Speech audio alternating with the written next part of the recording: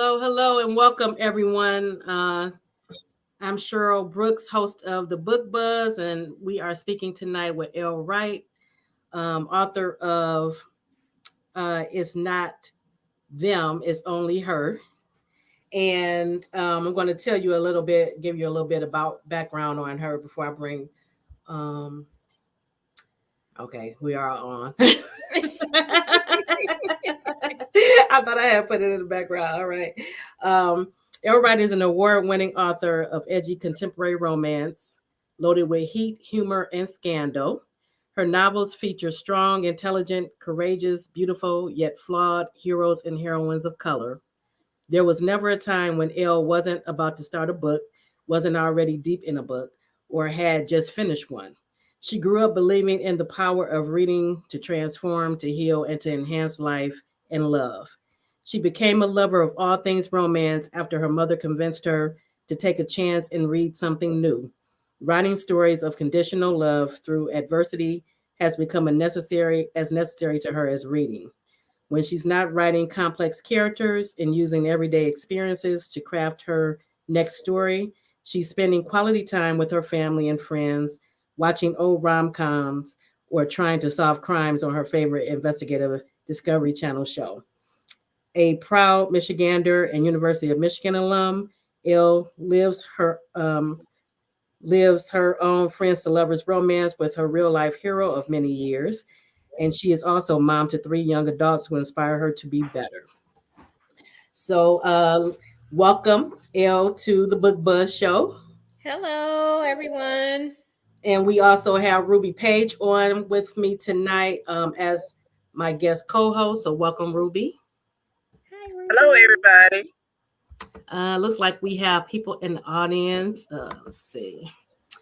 Hi, Lisa. Hi. Hi, Ola. Hi, Kimmy Farrell. Hey, y'all. Sharon, hello. Hey. Hey, Jennifer.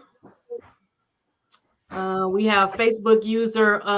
If you want your name to show, you can go to the description area and then just click on the link to give StreamYard and Facebook permission to show your name and your face. Yeah. And then we have Oh, it's LaDonna. my brother and sister. Okay. And what else we have? Antoinette. Hi, Antoinette. Welcome, everyone. Hi, Welcome, Antoinette. welcome. And let me get into it. Okay. Can you let everybody know, give everybody a little bit about, tell them a little bit about the book, just for those who may not have read it yet, in the world of the Youngs. Oh, okay.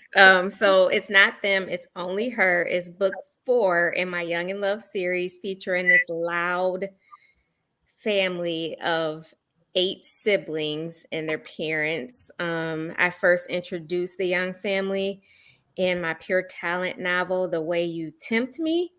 And from there, it was just all love. The first Young to get a story was Peyton Young. And Her Little Secret was a novella with a couple of author friends. And from there, I started with Blake, Dallas, Dex, and now Duke. Duke, Duke, Duke. Duke, Duke, Duke. You know what? I think I have to catch up because I believe I missed the last book, so I need to catch up on Oh, yeah, that was on the Dexter. series. Yeah, I have to catch up on the series. And now the characters, as far as the Young family, how many siblings is it? 8. 8 siblings. 8 siblings, and they're all named after soap opera characters. Oh, really? Yes. I didn't know that. I didn't even realize that. Okay. Yeah, Duke. I'm trying to think of who is Duke. I watch Channel 7 stories. Yep. Soap Duke is General Channel Hospital. 7. And, General Hospital. Okay. I'm trying to remember Duke. Oh, Duke he was with Lavery. Anna. He was with Yep, Anna. Duke Lavery and Anna Devane. Okay. I got it. Australia. Yes. I love it. Okay. what do you like most about writing about strong families and strong friendships? Because I noticed that the books that I've read, they have that underlining theme, which I love. Mhm. Um, so what is it about it that you like? Oh, it's my favorite.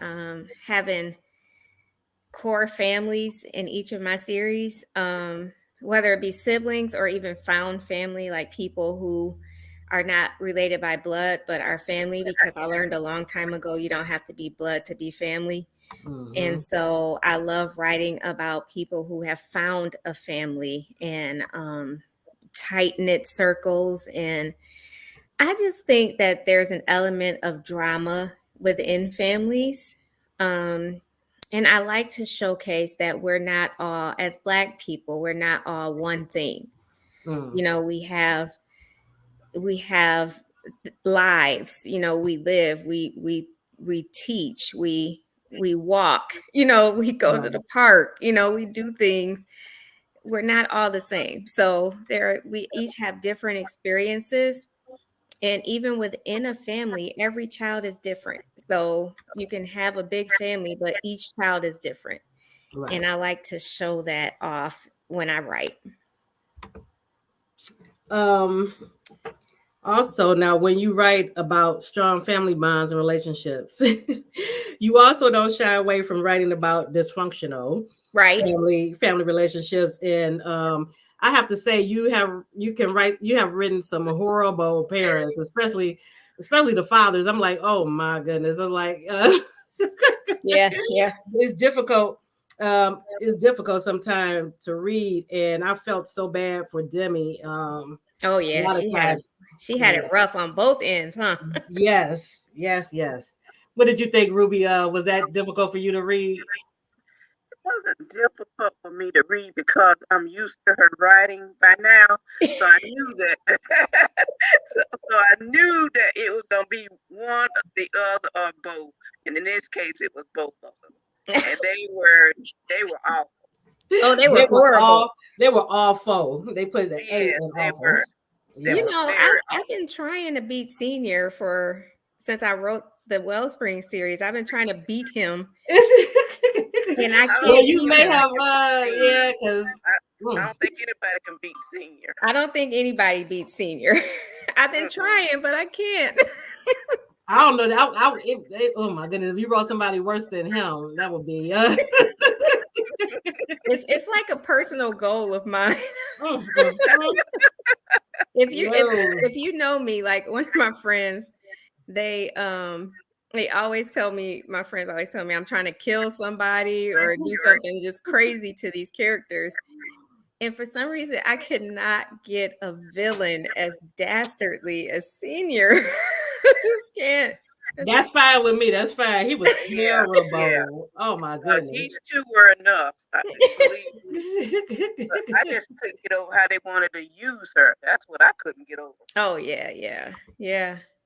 That was yeah, that was insult to injury on that. But Hmm. now like I was saying, as the reader, it was difficult for me to read. I felt so bad for Demi and the way her parents treated her. When you write scenes like that, especially with someone like Senior, is it difficult to write?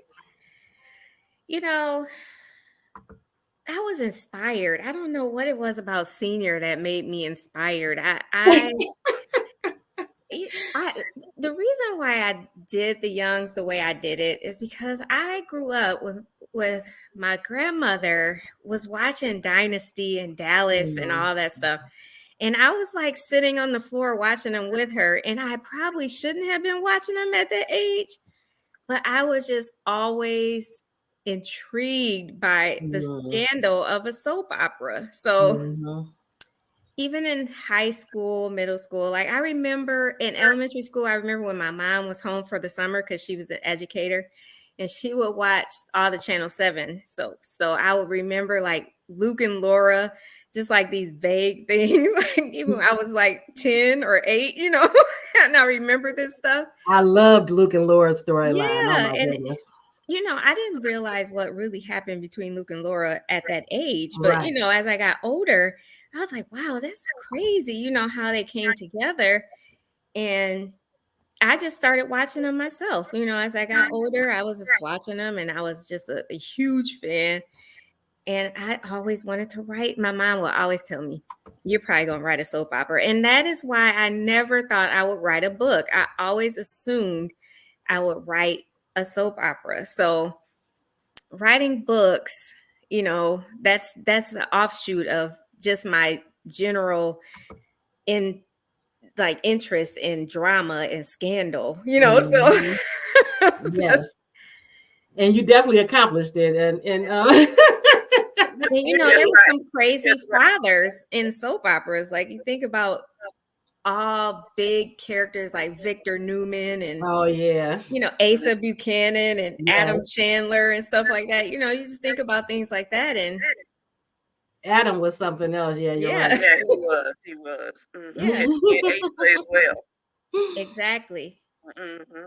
Hi, But you T. just Green. That's my auntie. Oh, is it? Hi. Yeah. But you're just writing a soap opera every time you write a book, so you are living out your dream. Right. That's my goal. I like a good villain. That's why I watch crime TV all the time. Oh my goodness. Yeah, Antoinette, I remember Angie and Jesse too. Me too. Mhm. I remember. I did too. I don't know if anybody else remembers this. Well, you probably do if you remember Angie and Jesse, but there was the Greg and Jenny. Yes. Yeah. And how she died. I remember that, and I had to be really little. I remember that. I'm trying to remember. I can't remember how she died. I remember them as characters. Hi, Angie. That's my other sister. Hi, Angie. Welcome. And then Sharon is saying Luke and Laura was hers. Yes. I remember all of that. And the Cassidys, I loved all of it. Oh, yeah. Frisco and Felicia, that was me, I just love it. So when I started writing, I wanted to create huge, sweeping, sagas, family sagas. So, hey, my cousin, Shannon. All you family. Welcome. I know. I'm so happy. Welcome. Now let's get into the siblings a little bit, because I love the bond. And last time we talked, it's been a while since we talked. When we talked the last time, I think it was Her Kind of Man, I think it was. Yes. But I love the strong bonds between the friendships and the family and the siblings. Mm-hmm. But okay, I'm gonna have to tell you, I had a problem with Tristan. Well, of course, because I knew people were going to have a problem with Tristan. Because he's not a good guy right now. He has to have his redemption. It's just like when I wrote Edge of Scandal, and I had Caden or Jen, as people know him. He was a villain. He's just a villain, right? Tristan is the villain right now. Right. Okay, so you're gonna redo. Okay, so we gonna have to get to his redemption going on, because some redeeming going on. Because is that the reason you didn't put him with Demi? Because he's a villain right now? No, so here's the thing. I had a totally different person in mind for Duke. Oh, really? Okay. When I first started this series, it was never going to be Demi. As I started writing the series, and I had one birdie in my ear, I'm not going to mention her name, but she knows who she is. She said, I just really want him with Demi. And I just started thinking about it, and I became obsessed with it. And then I couldn't unsee it. Like, I had to make it happen. And it actually worked out because their relationship was so organic. And they had such understanding, and they had this unconditional love already. So it just was just a little kick over to the romantic side. And so that was easy because Duke is hot. He's hot. He's a hottie, and he can cook, and if he likes to eat, that's pretty attractive. Right. So yeah, it was easy because he had been there for her through everything that she's been through. And that would have happened even if I hadn't put her with him. That storyline was already there. of him being there for her through all that stuff that happened in the past and going forward in the future. Because I just wanted to shake her, and because I'm like, you so fixated on Tristan when you have the one that's standing by you, been by your side the entire time. But But that's you how. have to That's how understand, Duke was not a guy that anybody that knew him would want to actually be with. You know, he wasn't a commitment guy, you know. True. And they didn't have that type of relation. They really did not think of each other like that for a long time. It took kind of like an act of God to get his mind switched from, you know, this is, and the attraction was there, of course, because she's Right. an attractive woman to him. And so he never really felt like he was her brother, but he also didn't feel like he wanted her. Right. You know, like it was never like, oh, I have to be with her. It wasn't like Dex was with Charlie, where he had this crush on her for this long time. It just wasn't like that. So, and I like the scene between Duke and Sky. Was it? Yeah. When he was she was putting him through sitting at the bridal salon. But I had to close I don't the know door if that's on when that. I don't know if that's when she brought it up, but she brought up basically asking him what's the difference. Not that she thought of him in any particular way, but she was basically letting it be known that she always thought that he thought Well, of Demi like he thinks of her. you know, a lot of people. So when I started telling people that I was writing this book, I said that they knew the heroine already because they did. Like, I'm telling you, the person who was his heroine, everybody knew. So, you know, here we are. This is Duke. Everybody's been waiting on him since he showed up in The Way You Tempt Me. And he was killing it. Like he was taking over the story. Like he was just so cool. Like I love writing him from the very beginning. But he has his friend named Sky. And I had people, even after I wrote Sky a full book with Garrett as her hero and them living happily ever after with Baby Yoda, people still thought that Sky was going to be with Duke. So I had to actually close the door on that couple for good. Like this is really not going to happen, you know, like it's just not. So it was a enduring friendship that would never go anything other than that. And it's possible to have friends like that, you know, where you just, that's like your sister, right? Like for real. So, and I think we had a conversation about this before in the previous when we talked about the Her Kind of Man, but yeah, in that series. But I love the way you write the male and female friendship characters. Yeah, love it. Yeah, because there's never like a chance for them to become like, it's certain friendships that you know that this person is never gonna be together, you know. Like it's just, they just have this enduring type of friendship that's not going to go away. It stands the test of time. It's just a great friendship, and that's all. And I think your books are the first that I've read where I believe that, as far as the friendship part of it, where there's no romantic feelings. And actually, because I actually saw, a strong friendship, a strong bond, and I think you do it so well. Yeah, thank you. I think you mentioned before that you have don't you have male friends? Yes, I do personally. Yes.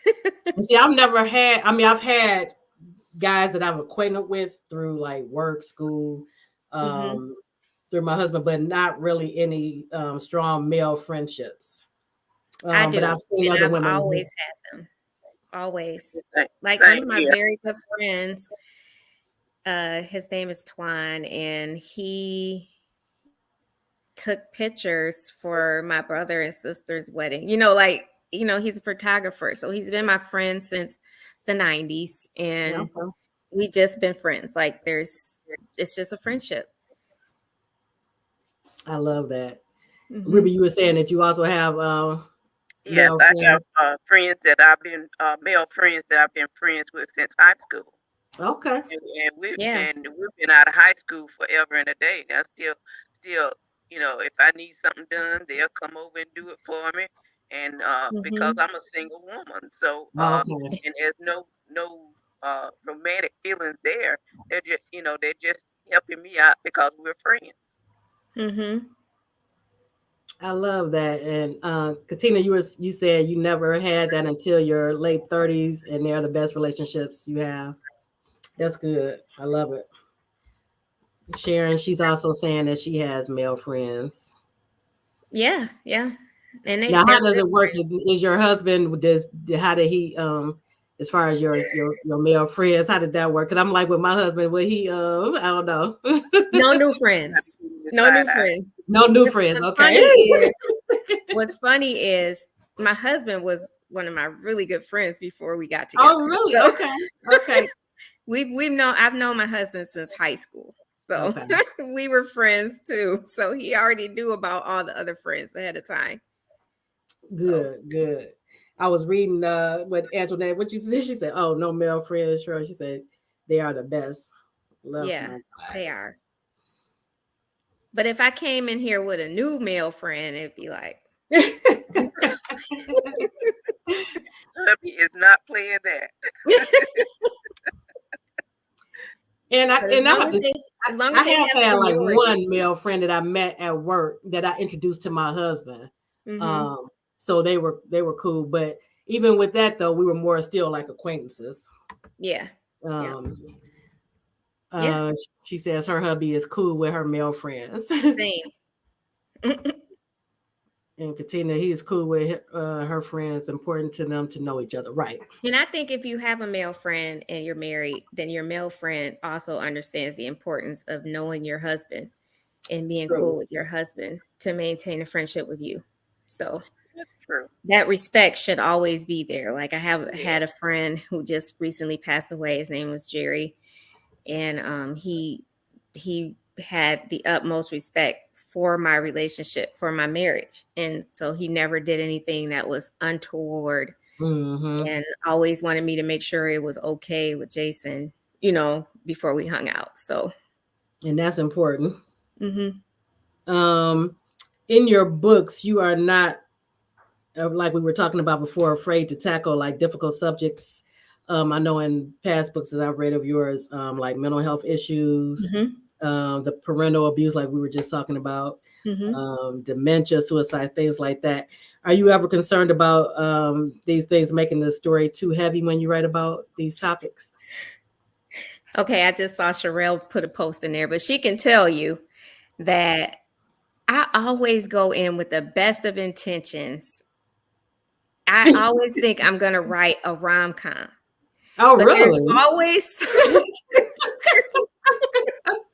there's always some drama or something deep and dark. Like I said, I always have the best of intentions. Like this is only gonna be a rom com. When I come in, I'm just gonna be cracking up and all this stuff. And then next thing you know, somebody died or they're getting over something that was just devastating or something like that. And because even a hard breakup can kind of like Right. break someone's spirit. So I hesitate to say this because I really do want to write a rom-com one day.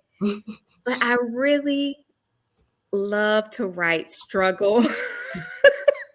And you do And it so well. it's because I feel like, that old scripture where you go through the fire and you come out like a diamond, like it's just like you wash and you're whiter than snow, like you could be dark, like dirty and dark, and then the Lord comes in and you're just white as snow. Like no matter what happened in the past, you know, he could just wash you clean. And that's like the way a good relationship can do too. Like a good, healthy relationship that's not toxic can just kind of transform you into a better version of yourself. Right. And so I think if you don't have a struggle, it's just like pastors who've never been sick. it's hard to tell your parishioners how to get through a sickness, you know. So if you never had that struggle, how are you going to teach somebody how they can get, or show somebody how they can get through the struggle? Right. And you But know, you just no, go ahead. I mean, that's how I love it. I try I try really hard. But and I agree with you, Angela. I was going to say that although the topics can be heavy in your books, I think you balance it well with the family and friends and the humor that they That's have. the funny part, the family. Right. That family is crazy. Like Very, very much so. The sisters had me rolling, I tell you. Oh, that chain had me rolling. oh, the text chain is just Oh, hilarious. yeah. And I could tell you, my sister LaDonna, like, she will send me the funniest text, and I'm cracking up, but I'm taking notes because I'm probably gonna put it in a book.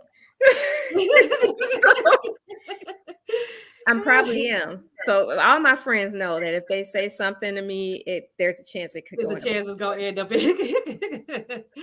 And you're right, LaDonna. We like a little bit of drama. You're right. Yes, drama. And I've been friends with my best friend since 5th grade, and my husband knows him because we've been together for 26 years. But maybe 23. Okay. That's and how again, you do it. If you want your face and your name to show, just go up to the description and right above the comments, and just click on the link, and it'll give Facebook and StreamYard your permission to show your name. Yes, iron sharpens iron. Yes, that's correct. It's Angie.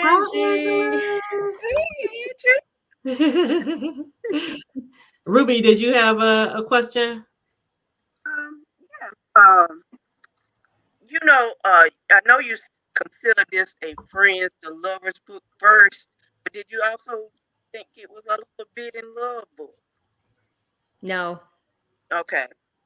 I never consider forbidden love. Like, forbidden love to me is the forbidden man. Like that right off rip. Oh, yeah. Forbidden love. And I think even in some ways, like a best friend, a brother's, your what is it? Your brother's best friend. Like that's kind of forbidden, especially if the brother tells you not to touch his sister. Right. So that's like, that would be forbidden. In this case, none of the siblings had a problem with this. Like, no, they did not at all. I kind of wanted to get that out right away, except for Tristan, because Tristan had his own ulterior motives. But nobody else had a problem, not even his parents. So nobody had a problem with it. So I wouldn't think it was forbidden love. Okay. And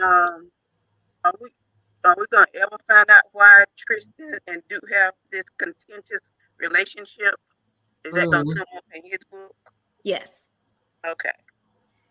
Yeah, because I was wondering. I'm like, what is going on with these two? But you know what? I think people are expecting it to be like some big bomb. You know what I'm saying? But really, in real life, some siblings just don't click. You know what I'm saying? And there's not like one thing that makes them not click. It's like a culmination of things that you love them. Like Duke said a lot, I love my brother, but I can tell you he's full of it. You know, like it's in the same way with Blake. Like, one thing I think that I love about the Youngs is that even though there's 8 of them, they all have their own individual relationships with each other. Right. They all matter to each other. And even Tristan matters, but they're not going to sugarcoat it with him, you know? So the whole scene with the siblings, I love and that. how they were this telling Tristan about himself, and he was listening. Mm-hmm. He was only listening because he had an ulterior motive. He was trying to get to Jimmy. And one of them called him out on that too. Yeah. Yeah.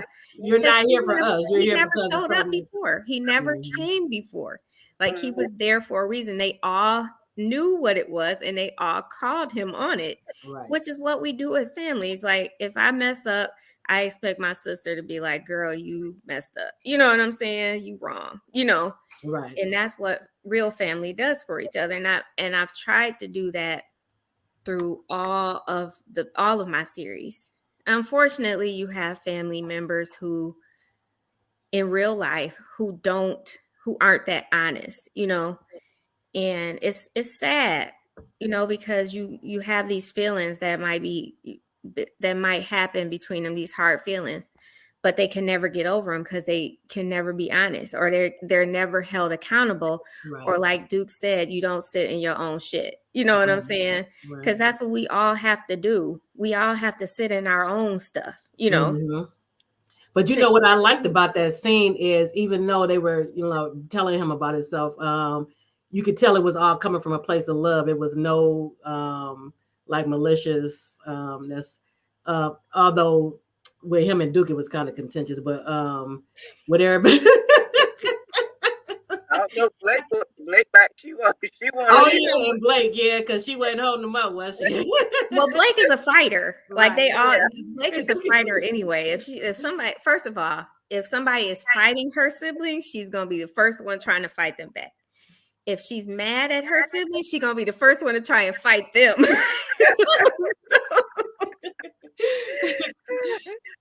Yes, They Sherelle, I fight agree. so It does. It makes you feel like you very ain't good to have with your own siblings. I agree. Mhm. Yeah. So they're all like little firecrackers. They all have their roles. So like if you've read all the books, Peyton is a nurturer. So she's the one that takes care of everyone. Blake is the fighter. Dallas is the fixer. Dex is the counselor. And Duke is the genius because he just knows a lot about everything. And he's talented. He's so talented. He's like their father. He can just see things and right, LaDonna. So he could just see things and just know, that somebody is effing up. You know what I'm saying? Right, right. So they have to call him out too. Like, when you gonna pay attention to your own stuff, So because I loved what book was that? And you went into it in this book where he was asked at the wedding to because they knew that he was a ladies' man, and yeah. that was the last book that I read of you. That new series. That's where that came in from. Oh yeah, Some Kind of Love. Yep, he was a guest star in that. Yeah, because I remember that because when I saw the scene, I'm like, okay, I remember this from the other book. Okay. Yeah. Yeah. So I did that for a reason, because the story is taking place at the same time as Some Kind of Love. So it's like the story starts when Dexter's book ends. Okay. On the epilogue. At Dexter's epilogue is the youngest Thanksgiving when Tristan shows up. And then the story goes through Some Kind of Love and into whatever Demi and Duke are doing with each other. So I had to address the little short bridesmaid that I had him go home with in Some Kind of Love, because it's at the same time that this is all going on. So, people thought that he was going to kind of get busy with this lady, but that didn't happen because he was already feeling Demi. They had already had their moment when this happened, and it was just kind of like, to him, it was more kind of like a bell going off in his head, like, okay, I can't do this because she done messed me up for everybody else, and now I gotta, make a decision, Right. So right. It was a catalyst. Although I felt like they actually, especially him, I felt like maybe he really did love her all this time, and that's why he never could commit to anybody else.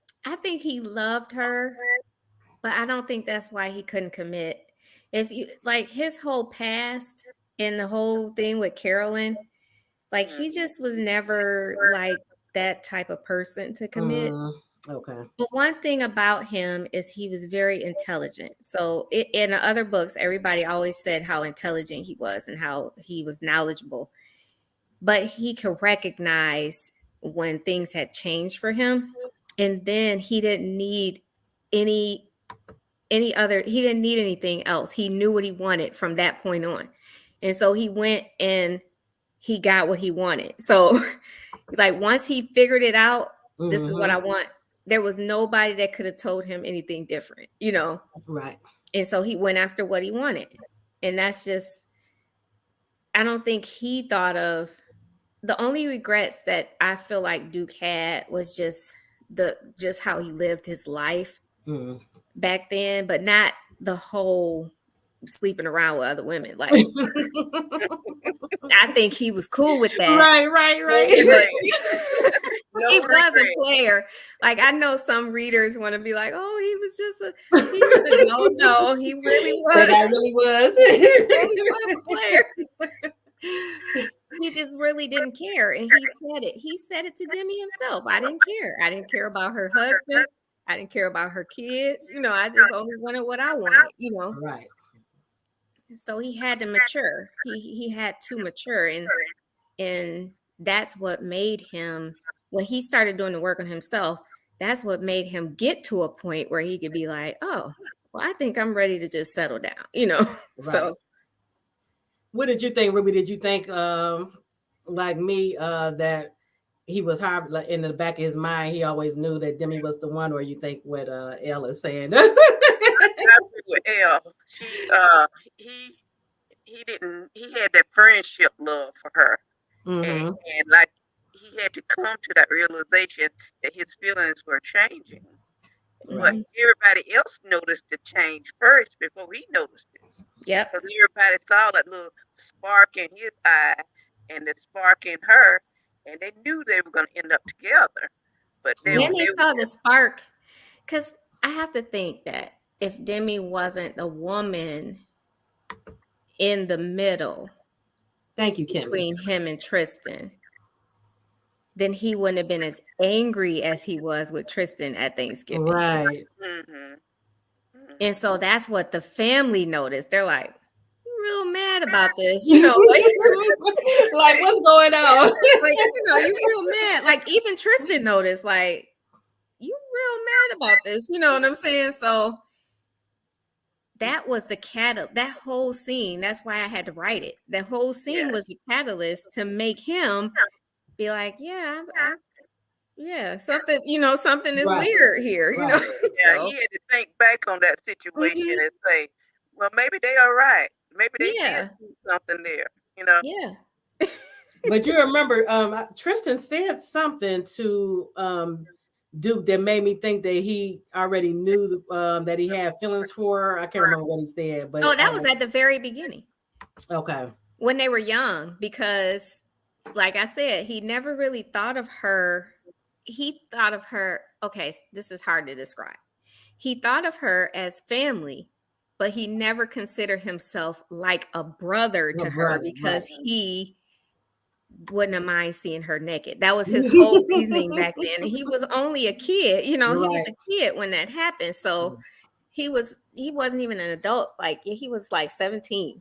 So he realized that, okay, so it is a little different because I don't want to throw up thinking about her, you know? You know, like, you know what I'm saying? So he had already seen her, because if you read her flashback when they were younger, even like 14, and she came to the house and she was bloody and stuff, you know, and muddy, he already went in the bathroom and threw a towel on her. So he's seen her, you know. So by the time he got 17, he was like, I wouldn't mind seeing her, you know what I'm saying? But he's Duke, you know, he's a man, you know. So it's like, I wouldn't mind seeing her naked, you know. So that's why she's different than the other girl, you know, she's different than Dallas then, because he's still a man. Let me say, you dashed her hopes and dreams. Who said that? Oh. How did I ruin your hopes and dreams? I think she's talking about what we were talking about Duke pining for in the back of his head. In mind, he was I mean, I've written men who pine for women in the back, like if you read It's Not the Hookup, It's the Chase, Dexter clearly pined away for Charlie since they were on the sandbox. Like, like he clearly did, but not in this one. Okay, now who were your character inspirations for the two main characters? So I imagined Tyler Lepley as Duke from the Tyler Perry show, The Have and Have Nots, Benny. I'm gonna have to look him up. I'm trying to picture him. Okay. He's also in the Harlem show on Netflix. Oh, really? Okay. And for Demi, I don't really have like a celebrity inspiration. I just knew what I wanted her to look like. I wanted her to have wild curls. She had fair skin. She had some freckles on her skin, and she had green eyes. Okay. So I knew that's how I wanted, because her family, her mom was already biracial and she had the same green eyes, but her father is African American. Okay. And so she's Black, but she had some characteristics from her mom. And so I just kind of imagined her to be like light brown skin, curly hair, and light eyes, green eyes. And what? Oh, yes, Benny. I think I mentioned this to you, that I love that Duke was a chef, and that you included scenes of him actually preparing and cooking food, because I've actually read books where they are supposed to be the chefs, and you hardly any like preparing of the food or anything. But I love that, and I love that the family actually got to bond over the food, and when he was actually standing at the stove preparing it and they were in the background sitting around the table. Like Sherelle was saying, I can imagine my family when that scene was taking place, when those scenes were taking place. And I was saying how hungry you were making me in these scenes, man. I'm like, okay, I'm gonna have to go get me something to eat. But what those sample bites sounded tasty. Yeah, I'm like, are those a real recipe? I am my sister LaDonna and Shannon could tell you, I'm always looking at recipes on Instagram and stuff. So I saw those salmon bites on Instagram, and I was like, "Oh, Duke can make those." Like I knew that I wanted his cooking to be part of the book, because that's who he is. Food and cooking saved his life. Right. So like he could have been going down a whole totally different direction, but the food saved his life. Like being a cook, going away for that time to Paris, that saved his life, because he came back a changed man, so. And then the whole thing with the family, breakfast is a thing with the Youngs. It was like a required meal every day, unless they were sick or playing a sport or out of town. They had to be at breakfast, because that was very important to the family. And so I'm sorry, my dog is playing with his toy in the background. That's fine. So Shannon, I think you should cook those salmon bites first, because I am not really a cook, but I really want to be a cook in my second life. I loved like the pancakes and yes, me too. I'm like, I love it. Stuff. Yeah, I love that stuff. The shrimp and grits. I'm like, okay, I was just salivating while I was reading. Like, oh my goodness. And then I just think it's so sexy for the man when they cook for their woman. So I was there for all of it. I'm not a cook.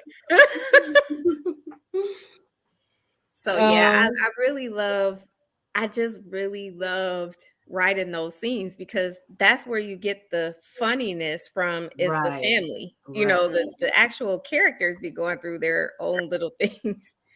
but the family brings that humor in, and Right. the whole scene with the pastor saying, like preaching the Sunday school lesson at the breakfast table. They were so ready to get rid of that pastor. I mean, I was cracking myself up on that scene. So yeah, that was funny. And that's what I was talking about, stuff like that makes, even though some of the topics are kind of heavy, it doesn't feel that way because of the family and how crazy the family is. Yeah. What did you say? Jennifer says she saw those salmon bites on TikTok. I'm telling you, they all over the place. You guys just type in salmon bites. I'm sure somebody is going to make them. See, everybody knows a pastor like that too, right? The pastor, and then even the mom and dad, even Pops was like, okay, it's time to get up. Right. And I love too the way Demi and Duke interacted with each other, in the way they were straight with each other, and even after they became a couple, it didn't change them, because that happens a lot. It happens a lot in real life. Once you become a couple, things change, except for Duke's little slip up for a minute, but but she told him, she told him, I can't do this if you're not going to be the same Duke. You know what I'm saying? Like, we have to still be the same people, Right. Because I was saying to you in my head, I'm like, please don't change him up now. What's going on? No, he never changed. One thing I think readers might, I don't know if you noticed, but he's kind of a spiritual guy. Like, if you think about it, even when he was getting jumped in Louisiana, he prayed, so it's just kind of like he was remembering like scriptures and like, things that his mom had told him. And even like during the wedding, when he was recalling the scripture about love, and like, he was kind of a spiritual guy. I don't think a lot of people got that because he had that background. I think a lot of us had the church background as Black people. A lot of us had to go to Sunday school and have afternoon service and testimony service and this choir meeting, right. And so he had all of that background, and so when he really needed it, he went. That's where he went, So yeah, the whole scene when he thought he was gonna die, that was pretty rough. Yeah, but look at who he called though. Yeah, he called her. See. But and then I love the way too how he was always there for her. To me, it was so endearing. And when he would say, tell her that I got you. And not just saying it, but he really did. You could tell, he had her. Yeah. Loved especially it. when she was eating that Thanksgiving dinner. Oh yeah. I just kept imagining. When I wrote the scene, I just thought of every nasty Thanksgiving food that I've ever had in my life. And the first thing that popped to my head was ambrosia. I can't. Oh yeah. Not stand it. Me either. I don't even know who created ambrosia. So I had to put that in there, and then I had her taking pictures of the food and sending it to him. And then she was so hungry, and she had to steal some of that chicken. The chicken was spicy. It had seasonings in it. That was the only thing that had the seasoning. And then the turkey wasn't cooked. Like, ugh. But I would not eat that turkey because it was not. Oh my God, LaDonna, you like ambrosia? Oh, ew, no. Ruby, what was one of your favorite scenes in the book? I think one of my favorite scenes was when that we already discussed, was when they were calling Tristan out on his BS. That was one of my favorite scenes. Which one? When they were calling Tristan out on his BS. Mm-hmm. Oh my goodness, not you too, Sherelle. which is why I think. Okay, you were with me, Sherelle. Okay. Now, I'm sure Sherelle was somewhere in the background saying things because I know Sherelle. And Well, I since know Sherelle said that, I'm just gonna say Sherelle is the one who was in my ear. Like, I think he should be with Demi. I knew that. I knew that. But yeah, I love the scene with the siblings in the hard talk. Yeah, I did too. That was one of my favorites as well. Mhm. And I like the scene afterwards where Tristan actually talked to Demi. Oh yeah. And then Duke talked to Demi and told Right. her the truth. Like, Right. this is the truth. And she had to like accept it. Like, Right. and she even said, like, you're not even gonna let me have this one, right? You know. And he's like, nope, that is not even my style, you know, but this is the truth. Right. And she like, that's rough, but it's the truth, you know, it is. And she knew that he would give it to her straight. Yep. One of my favorites is the scene in the hallway with Demi, Tristan, and Duke. That was intense. And it was intense until Asa and Raven came in. That scene was hilarious. It started out being very intense, and then Asa's silly butt just broke it, all the tension. Yeah. with his bowl of cereal.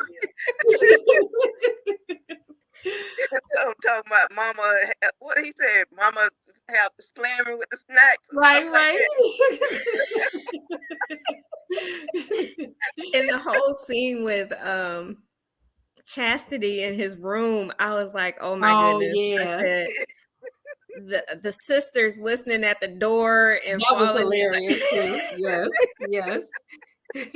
I just thought I was cracking myself up on those scenes because I knew it was some times in that book that I was crying. Like I was boo-hooing on some parts, like especially when she was talking to her father at the bar. Yes, I had that down as one of my favorites too. That was so hard. Mm-hmm. That was such a hard scene. And why was I cracking up when Duke what he told the father when he was gonna do man, I was cracking up. But yeah, because he wasn't playing with him. He was like, I don't care, you can call me a thug if you want. But yeah, you said you love the scene between Duke's mother and Demi, especially when she told her that her son loved. Yeah, that was a good scene. That's the scene I cried on too. I cried during that scene. I cry. I'm a crybaby on the cry scenes. Yeah, I love that. When she told her that I'm your mother. Mm-hmm. I love that. And I also like when Duke's mama called her love, and then she continued. Yeah. Yeah. And calling him love. Love that. Mm-hmm.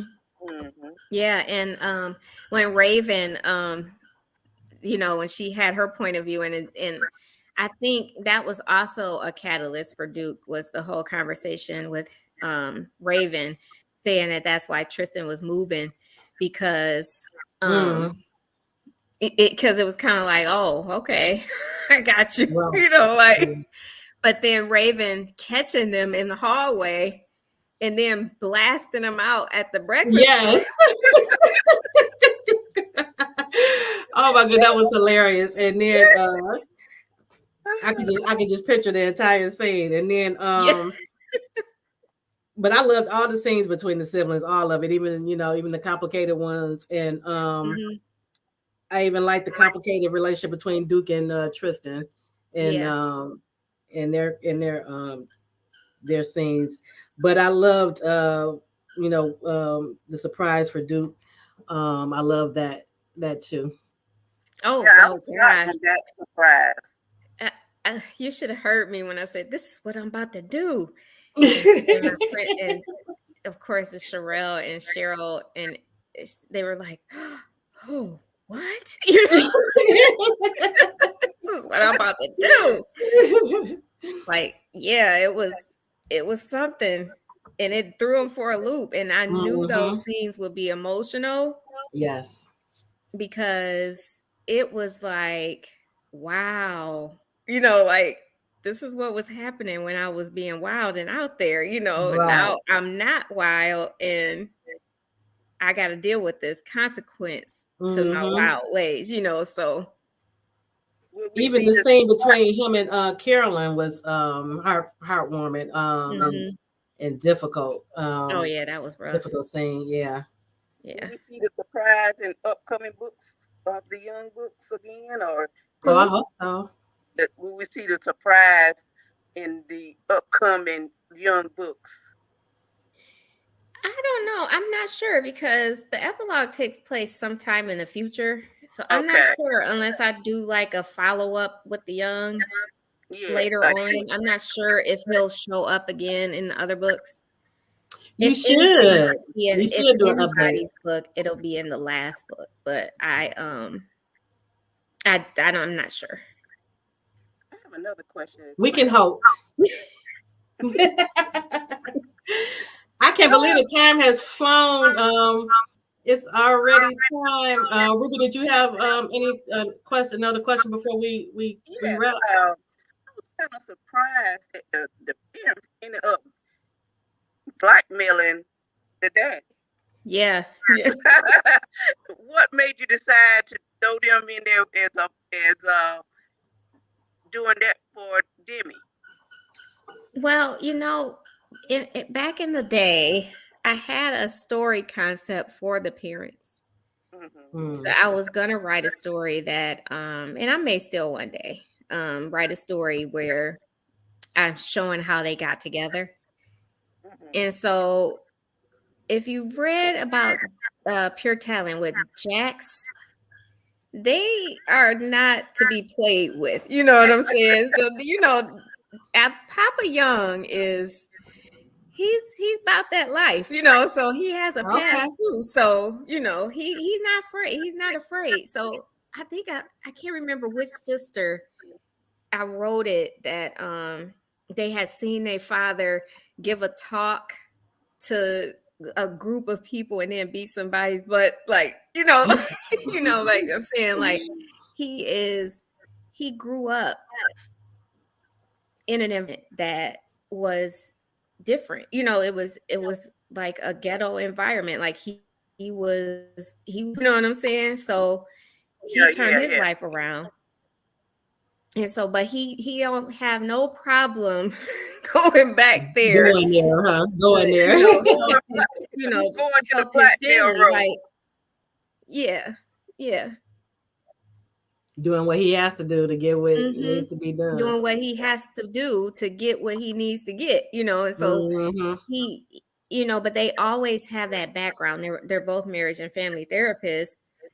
And they just thought about what would be best for Demi. Right. And like she told her, we didn't think you could survive in that environment. So we did what we had to do to make sure that you could be with us.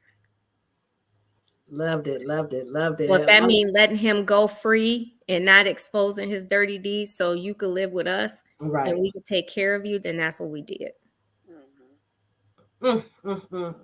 I loved it. You did a great job with this book. And like Angela said, the pacing was great. Everything, I enjoyed it. Thank you. Good book. Really good book. And I can't wait for the next. Is that Tristan's book coming up, or do you know yet? I know. I know who's next.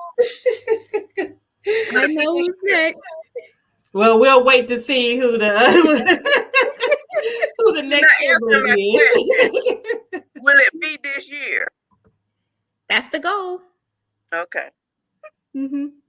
Well, I look you know how life is. Yeah, I know.